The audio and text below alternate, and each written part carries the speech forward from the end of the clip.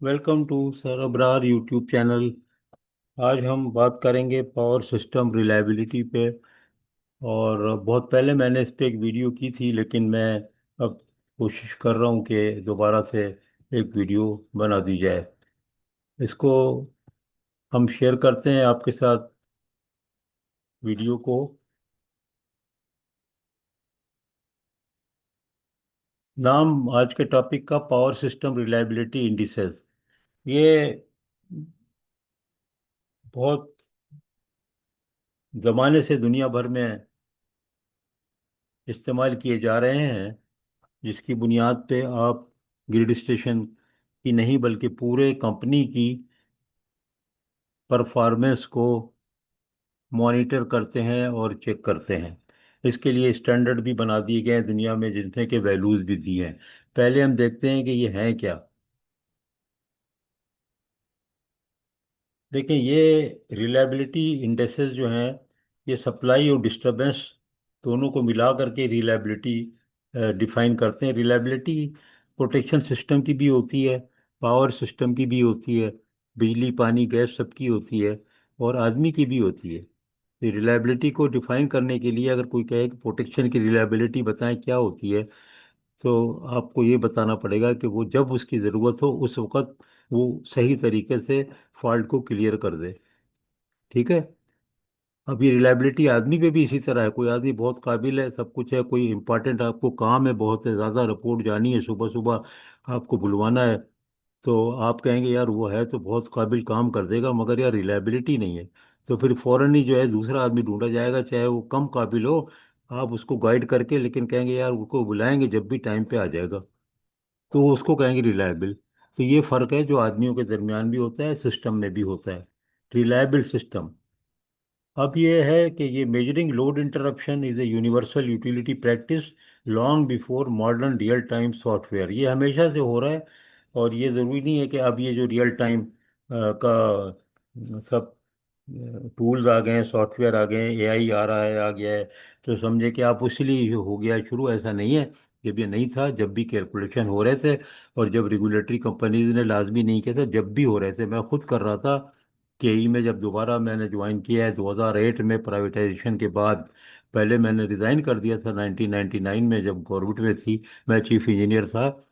फिर मैंने सर से यूनिवर्सिटी में पढ़ाना शुरू किया, और दोबारा मैं चला गया जब केई में, तो मैंने वहाँ पर ही कैलकुलेट कराया। एक जूनियर इंजीनियर एलडीसी में मैं था, मेरे अंडर में एलडीसी भी था, तो मैंने उनसे कैलकुलेट कराया। और कोई रिक्वायरमेंट नहीं थी, बस अपने तौर पे मैं चूंकि पढ़ाता था तो मुझे शौक था, मैंने कहा कैलकुलेट करते हैं। और वो कैलकुलेट करते थे। उस ज़माने में जो केई के लोग हैं जानते हैं, मंजूर साहब थे एलडीसी के इंचार्ज, और दूसरे लोग भी वहाँ थे। बहरहाल, ये बताने का मकसद है कि इसका ताल्लुक इससे नहीं है कि एआई आ गया है या रियल टाइम आ गया है, ये इससे ताल्लुक नहीं है। लेकिन है, उस पर बहुत डिपेंड करता है कि डेटा कैसे लिया जाए। अब डेटा के लिए सबसे अहम बात यह है कि स्कैडा से के थ्रू ही आ सकता है ना रियल टाइम डेटा, क्योंकि देखो ये कह रहा है कि पर कस्टमर बात कर रहा है, पर कस्टमर। अब पर कस्टमर का डेटा आपके ख्याल में है पाकिस्तान में? पर कस्टमर, एक कस्टमर की बिजली, एक दुकान, एक घर, उसकी बिजली कितनी दफा गई साल भर में? कहीं है तरीका? कोई तरीका है एलटी पे? नहीं है ना। फैक्ट्री तक का तो है नहीं। तो कहाँ से आप निकालेंगे रिलायबिलिटी इंडिसेस? तो करना तो पड़ता है, करते तो हैं, लेकिन उसका माने कुछ नहीं है। आप देख लें कि डिस्को के निकाले तो जा रहे हैं 10 15 20 साल से सारे फैक्टर। तो आपके ख्याल में एज ए कस्टमर आप समझ रहे हैं कि कोई लाहौर कराची, कराची में तो बहुत हद तक इम्प्रूवमेंट है, लेकिन आप समझ रहे हैं कि गांव में, देहात में, रूरल में कहीं पर भी कोई रिलायबिलिटी का तस्करा है कोई बिजली के मामले में कि मॉनिटर हो रही है या हो सकती है? कहीं पर स्कैडा है? सबसे अच्छा स्कैडा और लेटेस्ट स्कैडा सिर्फ के इलेक्ट्रिक में है, किसी भी डिस्को में नहीं है। मैं होश हवास में कह रहा हूँ, क्योंकि मैं सक्कर इलेक्ट्रिक पावर कंपनी में चेयरमैन था बोर्ड का। जब भी मैं उसको इन डेप्थ चेक किया तो नहीं था, नहीं है। स्पेक्स में नहीं है बहुत सी जगह, 132 केवी की ग्रिड में। एलटी की तो बात ही छोड़ दें आप।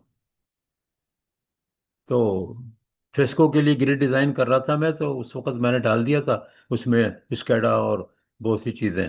तो निकलवा दिया गया था कि भाई ये क्या कर रहे हैं आप, ये तो है ही नहीं रिक्वायरमेंट हमारे यहाँ। ये बिल्कुल सच है। तो करते क्या है, हम ये कर लेते हैं कि हम बेस लाइन कस्टमर डिनोमिनेटर को हम ये करते हैं कि हम देखते हैं एक फीडर पे एवरेज कितने कस्टमर हैं। बिलिंग से डेटा ले लिया, वो डेटा लेकर के आपने ट्रांसफार्मर के ऊपर निकाल लिया। अब फीडर का भी हमारे पास नहीं है कि रियल टाइम में कितनी दफ़ा वो बंद हुआ साल में, तो है ही नहीं। कितना आउटेज रहा, नहीं है। वो तो लिखत पढ़त ऐसी है। अब क्या करें। तो मैंने खुद भी ये किया था कि जब मुझे रिक्वायरमेंट नहीं थी, तो मैंने कहा ऐसा करें कि 11 kV पे कितने कस्टमर होते हैं एक ट्रांसफार्मर पे, वो बिलिंग से डेटा लेके उसको ले लें एवरेज के तौर पे, और 20 MVA पे, 40 MVA पे, और इसी तरह जो है फिर वो कस्टमर की एक तादाद आ जाएगी अंदाजन। और जो उसका इंटरप्शंस हैं वो ट्रांसफार्मर के इंटरप्शन ले लें, ट्रांसफार्मर के इंटरप्शन ले लें।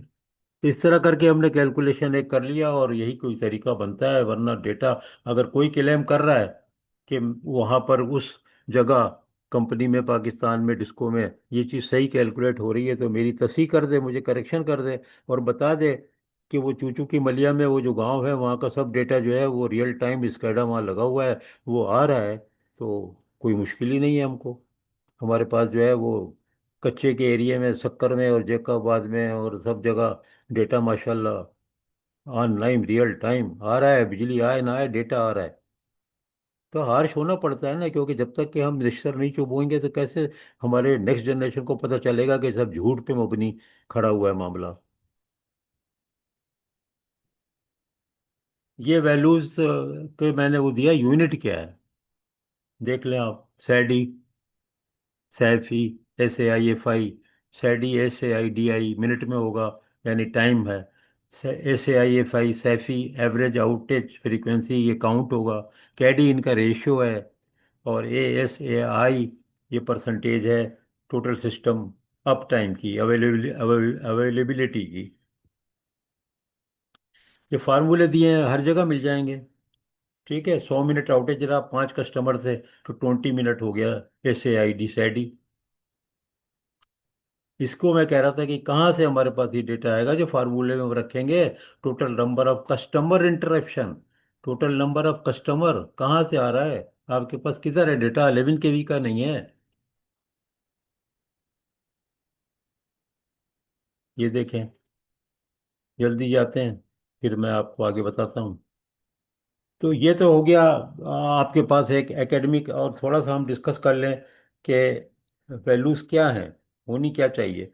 तो जो USA में और कनाडा, नॉर्थ अमेरिका में, या जहाँ पर भी आई ट्रिपल USA 80, आई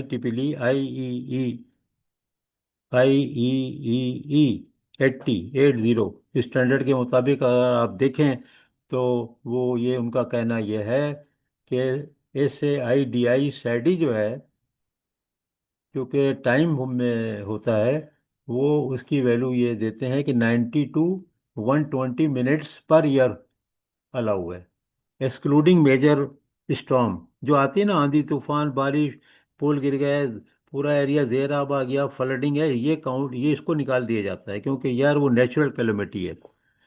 तो ये हो गया SAID। अब आ गए SAIFI सैफी। वो 1.1 to 1.5 interruptions per customer per year, excluding major storm.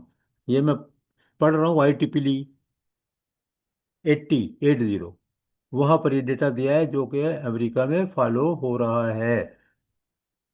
और CAIDI एवरेज जो है वो 80 to 100 मिनट्स रिस्टोरेशन टाइम पर आउटेज। ये आ गया। अब पाकिस्तान में क्या हो रहा है, नेपरा इसको कंट्रोल करता है, नेपरा को वैल्यू जाती है।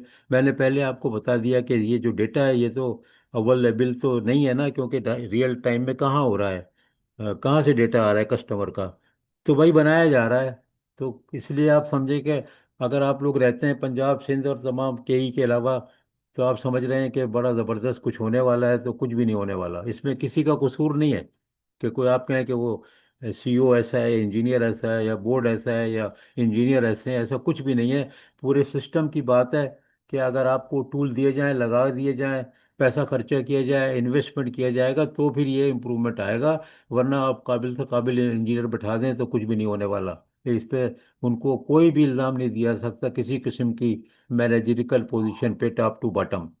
बहरहाल नेपरा की समरी जो है, नेपरा वाले जो हैं, नेशनल रेगुलेटिंग अथॉरिटी जो है पाकिस्तान की, इलेक्ट्रिक रेगुलेटिंग अथॉरिटी जो है, उसकी जो है, उसकी वो उन्होंने थोड़ा ढील दी हुई है, क्योंकि अच्छा किया है, समझदारी से काम लिया है। कि वो कह रहे हैं कि SAID का जो बेस्ट टारगेट है वो तो 90 है, 90 मिनट है। लेकिन चले आप उसको मेंटेन कर दें 100 to 1000 of minute in under performing regional circle. उन्होंने कहा कि जहाँ पर आपके सर्किल होते हैं ना, आपका एक डिस्को है, उसके सर्किल हैं 5 6 8, तो जहाँ पर कि बिल्कुल भी डेटा की अवेलेबिलिटी नामुमकिन है, उनका बढ़ा के इन्होंने कर दिया कि चलो आप कर लें 100 to 1000 minute in unperforming regional circle. अब बताएं कि परफॉर्मिंग कौन सा है? क्या लाहौर के सारा कस्टमर का डेटा आ रहा है क्या लेस्को में? लाहौर का शहर का आ रहा है सारा, LT का, कि बिजली कितनी देर को बंद हुई। इसी तरह SAIFI, इसमें भी इन्होंने समझदारी से काम लिया नेपरा ने, और कहा है कि +13 तक अप्रोक्सीमेटली आप जा सकते हैं टारगेट इन डेवलपिंग ग्रिड्स। तो ये एक तरह का सही किया, सोच समझ के किया है। थोड़ी सख्ती रखनी भी चाहिए, लेकिन सख्ती से क्या होने वाला है? एडमिनिस्ट्रेटिव तो काम ही नहीं है ना, ये तो टेक्निकल काम है।